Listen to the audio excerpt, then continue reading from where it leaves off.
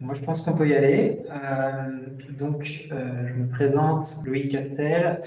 Je travaille chez SSL 24/7 en tant que manager de l'équipe qui a ces tests d'intrusion, les réponses à incidents dans la société. Et donc, ce webinar fait suite à une série de webinars qui se fait chez SSL 24/7 depuis l'année 2019. Et celui-ci est le second qui traite du sujet très actuel du Covid-19. Donc voilà pour les petites présentations. Mon équipe fait 15 personnes maintenant, 15 ingénieurs qui font principalement de la sécurité offensive, donc des évaluations de sécurité, mais aussi du défensif avec de la réponse à incident, d'intégration de solutions de sécurité. Voilà. Et moi personnellement, je fais du test d'intrusion depuis 13-14 ans maintenant. Donc voilà.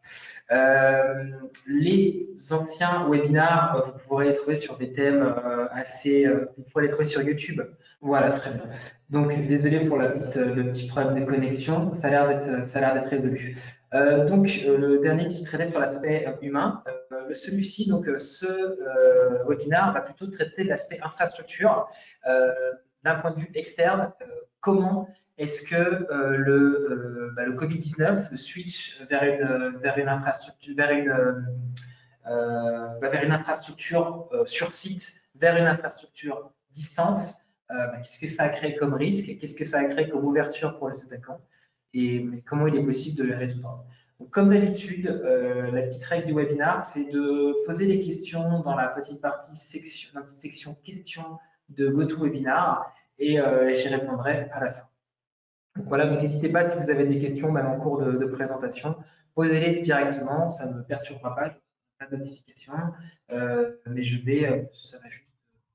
pourrai y répondre à la fin. Donc, alors, la situation du Covid-19, pour être honnête, je ne vais pas passer beaucoup de temps dessus, parce qu'elle a déjà été traitée dans les webinaires précédents.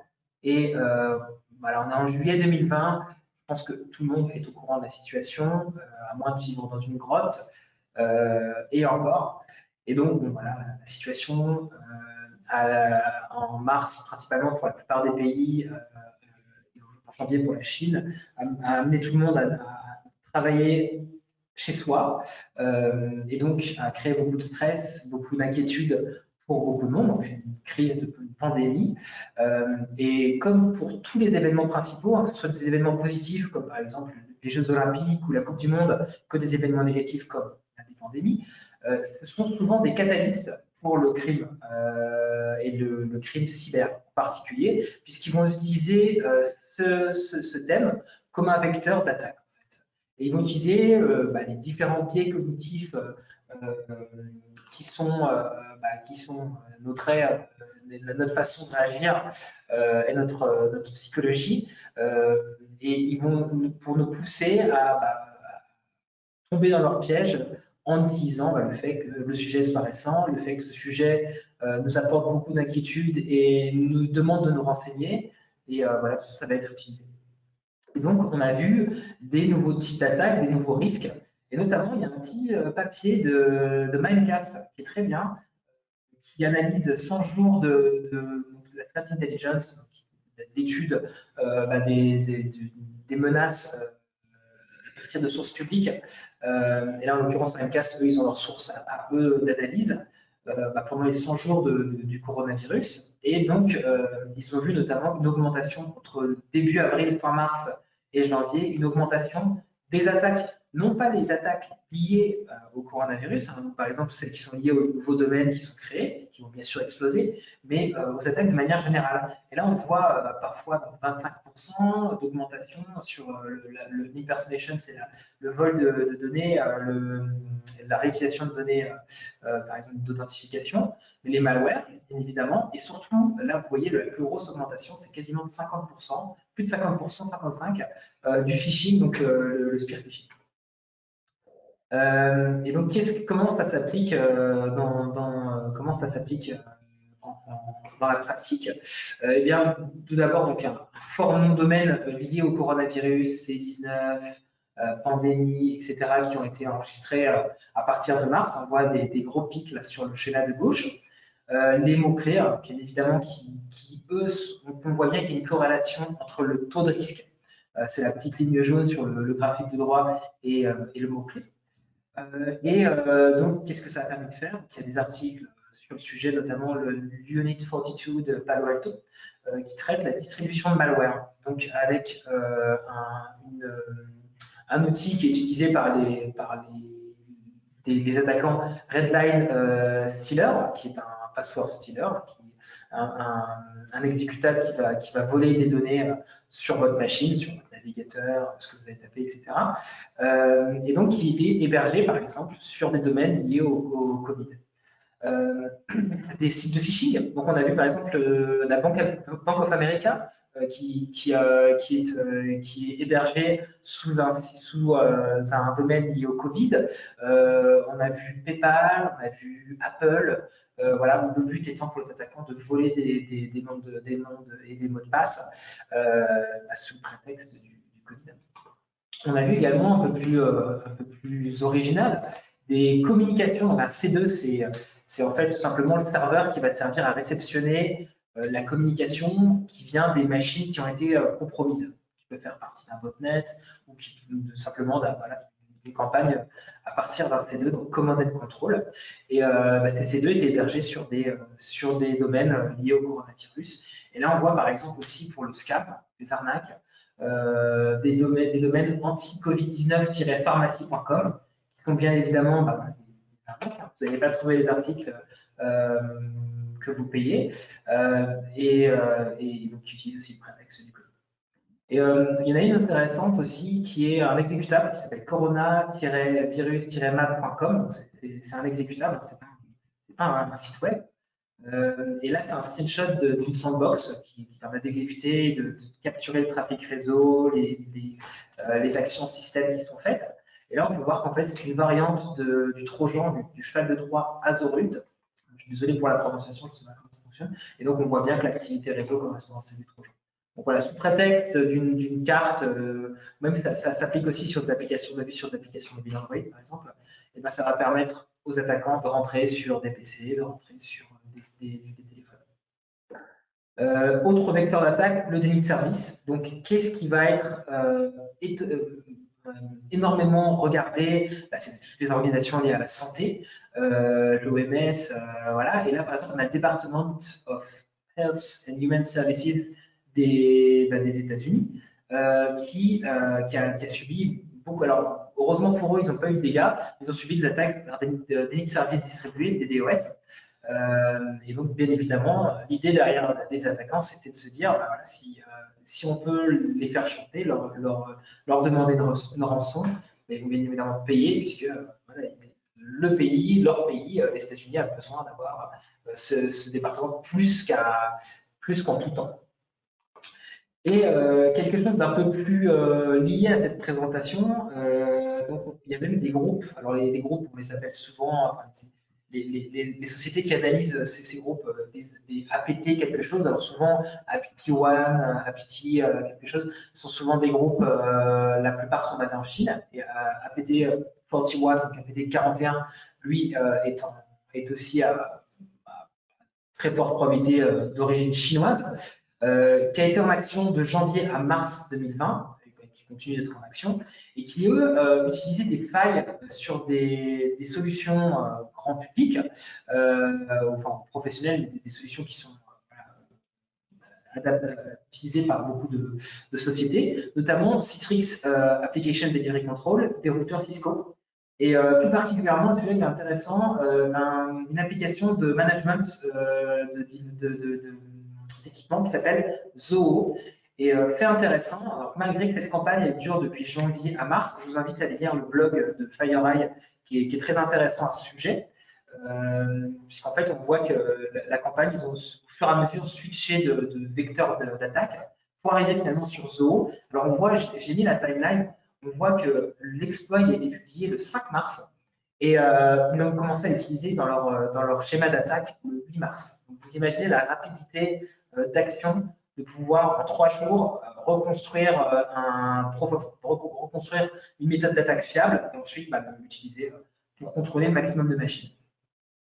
Et donc, c'est un peu ce thème que nous allons couvrir aujourd'hui. Donc, c'est un cas d'étude d'un test d'intrusion externe qu'on a fait en mai 2020, donc la quarantaine. Donc, pour vous donner une information, enfin, pour vous donner, nous, chez C247, tout du moins mon service qui réalise des tests d'intrusion, la réponse incident, on ne s'est pas du tout arrêté pendant cette période-là. Alors, on a dû arrêter certaines activités, notamment tout ce qui était tests sur site, malgré qu'il soit possible d'en faire par VPN. Par contre, ce qui a explosé, c'est les tests d'intrusion externe. Et donc, les tests d'intrusion externe, ça correspond grosso modo à simuler des attaquants qui vont attaquer une entreprise à partir d'un range d'adresses IP ou à partir d'une liste d'adresses IP données qui vont correspondre à l'exposition sur Internet des différents de l'entreprise. Là, vous avez un webmail, vous avez 4 ou 5 applications web, vous avez un serveur, un pare-feu qui expose une interface VPN. Tout ça, ça va être testé. Le but étant de savoir si oui ou non, il est possible de rentrer sur votre réseau interne par cette exposition ou si oui ou non, il est possible de voler des données. Et donc là, ce cas d'étude, c'était un hébergeur de taille moyenne. On ne parle pas d'hébergeurs de type OVH, qui nous avait demandé de tester. Alors, il y avait 40 adresses IP, alors ça ne correspondait pas à toute leur exposition. Il y avait aussi leur range client, mais tout leur range client, donc les clients du provider, étaient hors scope. Donc, on ne devait pas y toucher. Et donc, au niveau de la méthodologie, c'est du classique. On fait d'abord de la reconnaissance, donc une phase passive où on récupère des informations, des noms de domaine, etc. Peut-être des couples login mot de passe qui ont fuité suite à des compromissions diverses et variées qui se retrouvent dans des bases de données publiques. Ensuite, on cartographie ce qu'on trouve. Quels sont les points d'accès public, quelle est la version des logiciels qui sont derrière chaque service, etc. Et donc, ce qui est la plus grosse partie. Et si ces failles donnent lieu à une exploitation, la possibilité d'une exploitation, ça veut dire, en gros, tirer quelque chose de la faille, par exemple, une injection SQL, on va réussir à récupérer le contenu de la base, on va réussir à écrire un fichier qui va nous permettre d'aller plus loin, et ben on le fait. Et c'est tout l'intérêt du test d'intrusion, c'est vraiment de se comporter comme un attaquant et d'aller au bout, et non pas juste de remonter une liste de failles, mais de voir ce qu'on peut en faire pour pouvoir donner un indice de criticité sur la faille qui est très pragmatique. Et donc, là, en l'occurrence, on était en mai, l'entreprise avait dû faire un switch depuis une administration principalement sur site, donc avec beaucoup de services qui étaient accessibles en interne. Principalement, c'était du whitelist, hein, des adresses depuis les locaux, vers une administration à distance avec tous les administrateurs chez eux. Et donc, la solution du whitelist, donc de mettre toutes les adresses IP des personnes, des administrateurs dans des listes blanches, elle fonctionnait juste plus, parce qu'il y avait trop d'administrateurs, trop d'adresses à traiter, certains qui avaient de l'adressage dynamique, etc.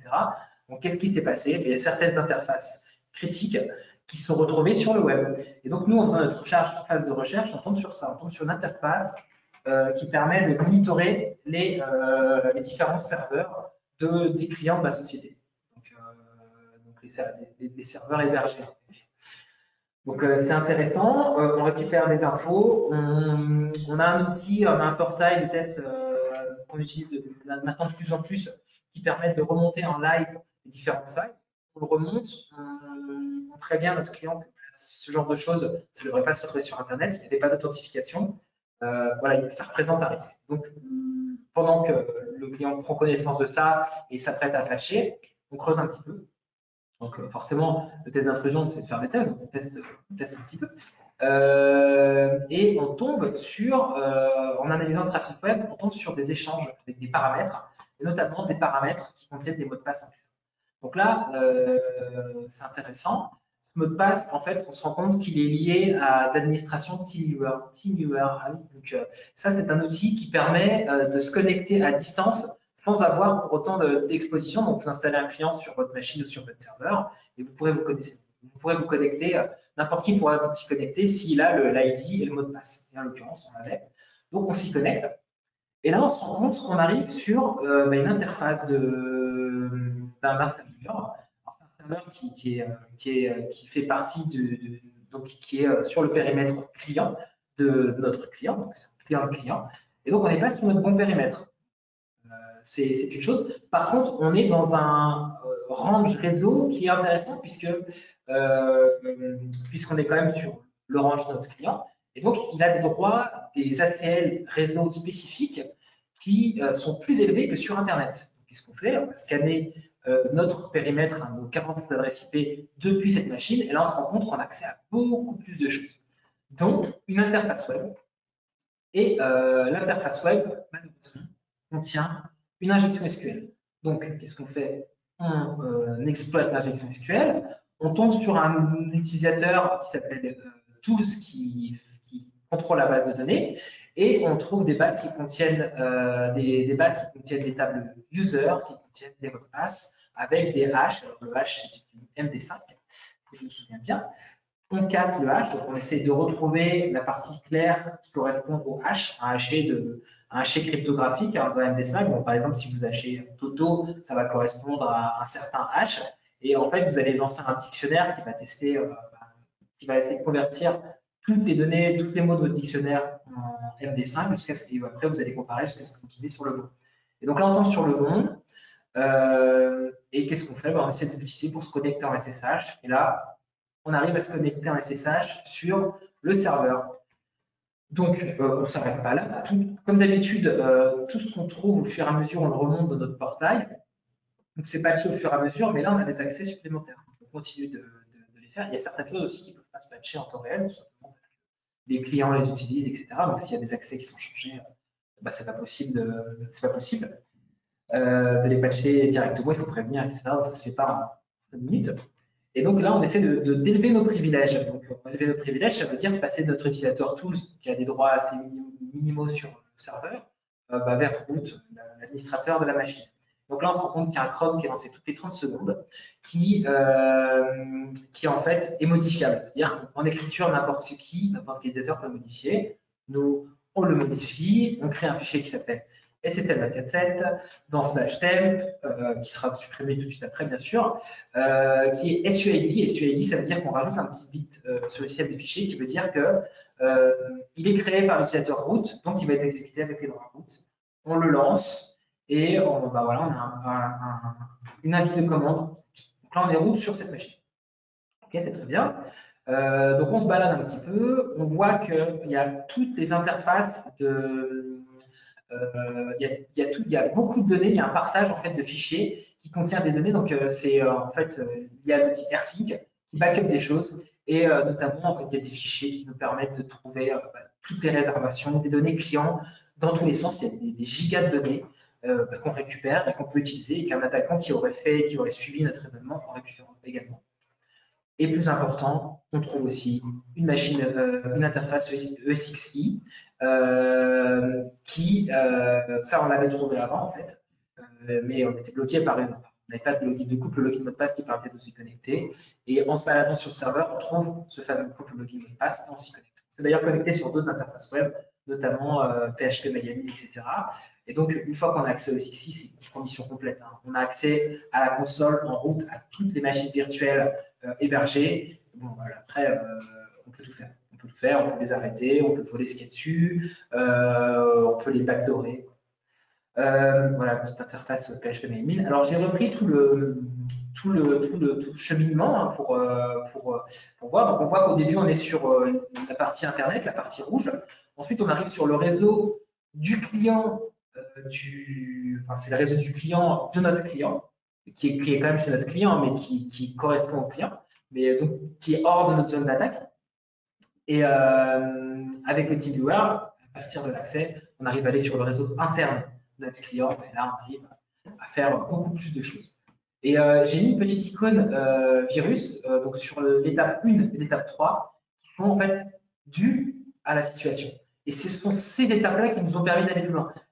Et donc, tout ça pour montrer, et c'est pour ça qu'il est intéressant ce cas d'étude, c'est que si la situation n'avait pas eu lieu, on aurait fait ce test-là en février, peut-être pas du tout arrivé à ce cheminement-là, on n'aurait peut-être pas du tout eu ça. Parce qu'en fait, il y avait cette fameuse application web qui normalement serait restée chez le client et n'aurait pas été accessible. Et, euh, et donc, on n'aurait pas eu le mot de passe, on n'aurait pas eu les accès TeamViewer, parce que c'est pareil, le TeamViewer, c'était une solution de bascule. C'était une solution temporaire qui était normalement pas utilisée, mais qui avait été mise en place suite au Covid. Et alors, j'ai fait des petites stats sur les différentes missions qu'on réalise, notamment les tests externes. Donc, c'est assez rare, en fait, en général, qu'on arrive à de la compromission complète, hein. Je pense qu'on est sur quelque chose comme 5%. Donc, c'est la partie en jaune sur le schéma. Euh, En 2019, 2019, pas de Covid, pas de quarantaine, on était à peu près à 5%. En 2020, on est quasiment à 15% de compromission complète. On a vraiment vu une évolution majeure parce qu'on a eu tout simplement plus de vecteurs d'attaque. Et plus de vecteurs d'attaque veut dire plus de chances d'arriver à une compromission complète. Pareil, les autres stats ne changent pas tellement, si ce n'est que bah, voilà, il y a moins de périmètres sur lesquels on ne trouve rien, puisque la situation l'a permis. Donc on a vraiment vu de manière pratique une évolution là-dessus. Donc j'ai pris les chiffres de 2020 parce que 2020 c'était majoritairement une période affectée par le Covid. On est quand même en juillet maintenant. Donc voilà, donc il me reste encore un petit peu de temps pour parler des recommandations. Alors, il faut savoir que ces recommandations, elles ne sont pas spécifiques à des crises pandémiques. Elles sont adaptées, elles sont utilisables dans tous les jours, sont utilisables de manière générale. Par contre, elles sont optimisées pour cette période par rapport au fait qu'il y a dû y avoir ce switch rapide. Donc ça, c'est un petit poster d'Interpol qui s'adresse plutôt, il y a une partie pour les équipes IT, mais aussi une partie pour les utilisateurs. La première recommandation qui n'a rien à voir avec cette présentation, puisque c'est plutôt à voir avec le premier webinaire, mais qui est quand même la première recommandation, qui est de sensibiliser, former vos employés contre toute la menace de phishing. Parce que, mine de rien, j'avais vu des stats, 90% des failles, 90% des compromissions. Alors, c'est pas relatif à la taille des compromissions ou à leur impact, mais 90% des compromissions viennent pour corriger l'email. Disons, ont pour origine le fichier. Donc, les recommandations classiques, ne jamais cliquer sur des attachements, sur des pièces jointes qui ne sont pas dans votre zone de sécurité, ne pas donner votre nom de mot de passe, ne pas mixer les devices, les équipements personnels et professionnels. Le plus important, faire des trainings réguliers, envoyer un petit mail, juste pas la peine de faire beaucoup de recherches, juste un rappel avec des bonnes pratiques. Il y a le MOOC de l'ANSSI qui est très bien, qui permet de sensibiliser aux différentes menaces pour les employés. Il y a des posters, il y a plein de choses là-dessus pour le faire. Ça peut être aussi des cas d'études par rapport à des tests ou à des simulations qui ont lieu, qui vont peut-être plus impliquer les employés. Voilà. Et quand tout le monde est à distance, c'est un peu plus compliqué de gérer les machines des personnes. Donc là, il faut abuser de tout ce qui va être solution centralisée. Sur des EDR peuvent le faire, ou des compliance managers, ou des logiciels pour faire l'inventaire avec à base d'agents qui vont permettre de remonter s'il y a des patchs qui manquent, s'il y a des choses qui manquent. Il faut s'assurer que ça, il ne faut pas que le télétravail, la situation de télétravail, fasse baisser le niveau de sécurité. Il faut qu'on soit chez soi ou qu'on soit sur le réseau interne. Il faut que les machines des employés soient au même niveau de sécurité. L'authentification, donc là, ça c'est je pense, c'est mon favori personnel. Donc notamment tout ce qui va être second facteur d'authentification. J'ai besoin de boire un petit peu. Second facteur d'authentification. Pour l'authentification externe, je précise, donc en interne, c'est peut-être pousser un peu le bouchon un peu trop loin, si ce n'est éventuellement connexion sur les serveurs critiques ou connexion administrateur par du MFA, ça marche très bien. J'ai vu Duo Security qui fonctionne très bien. Vous recevez une notification sur votre téléphone lorsque vous faites une session RDP, par exemple. C'est très intéressant. C'est très rapide. Il y a une prise en main en 5 secondes par l'administrateur et ça va juste couper l'herbe sous le pied à tous les attaquants qui se basent sur le phishing, puisque les employés vont se faire ficher leur username et mot de passe, mais les attaquants ne pourront rien en faire parce qu'il leur manquera le second facteur d'authentification.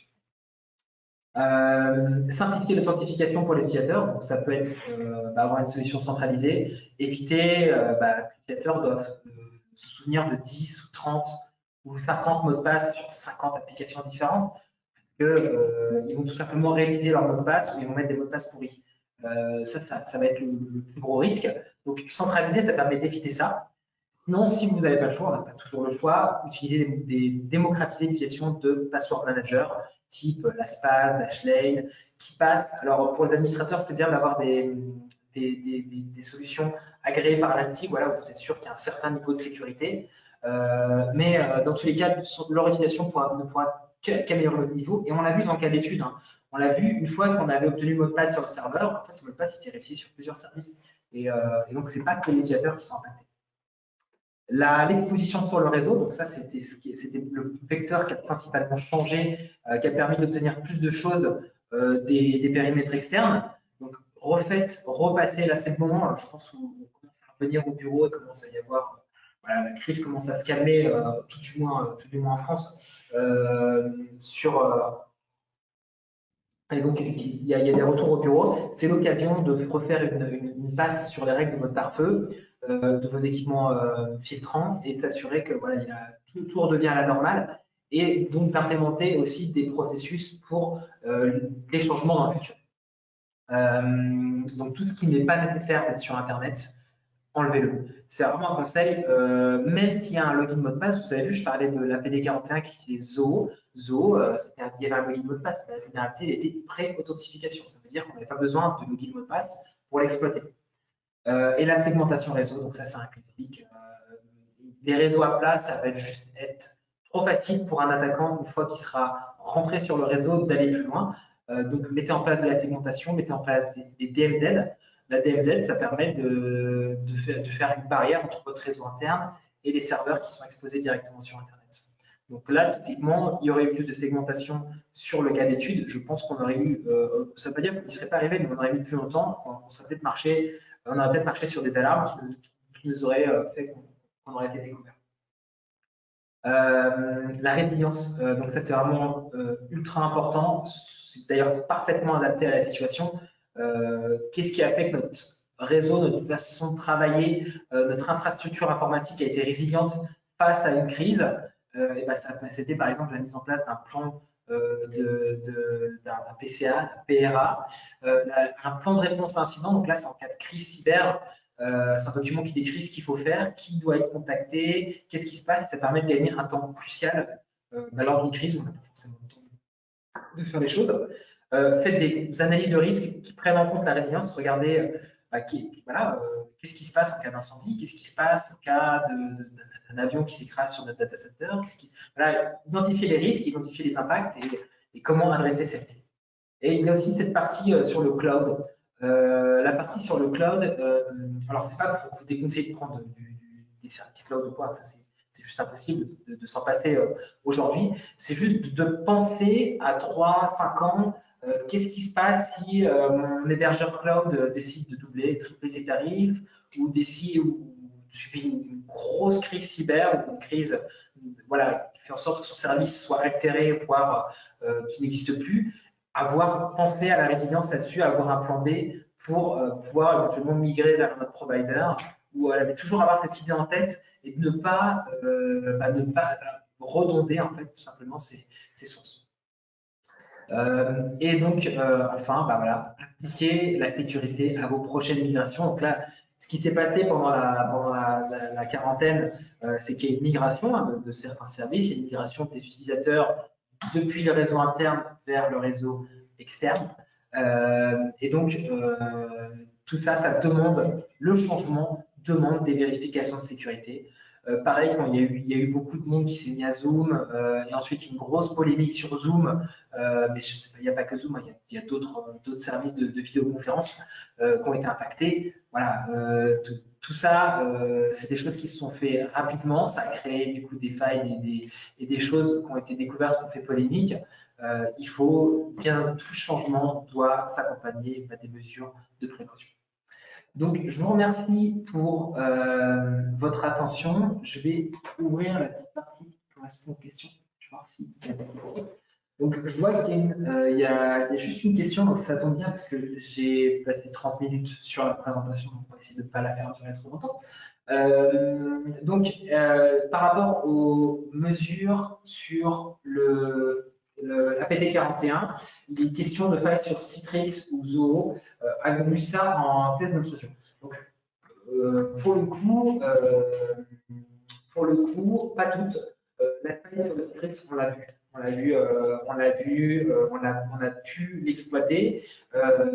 Par contre, les autres failles étaient peut-être trop récentes, on n'a simplement pas tombé dessus. Peut-être que Zoho est un peu plus rare que des solutions Citrix. Bon, les failles sur des routeurs Cisco, j'ai vu plein, hein, c'est pas la question. C'est la faille en particulier qui était mentionnée dans le blog de Palo Alto, donc on l'a pas vu. Voilà, bah, je pense que j'ai pas d'autres questions. Donc, je vais mettre fin à ce webinaire. Je vous remercie pour votre attention. Et donc, je vous invite à participer au prochain webinaire de Stéphane 24/7. Donc, on ne traite pas que de tests d'intrusion, de réponse incident. Le dernier était sur les PKI, par exemple. Les deux derniers étaient sur les PKI. Donc, je vous invite à aller sur YouTube pour regarder les webinaires passés. Merci à tous et ben, je vous souhaite une bonne journée. Au revoir.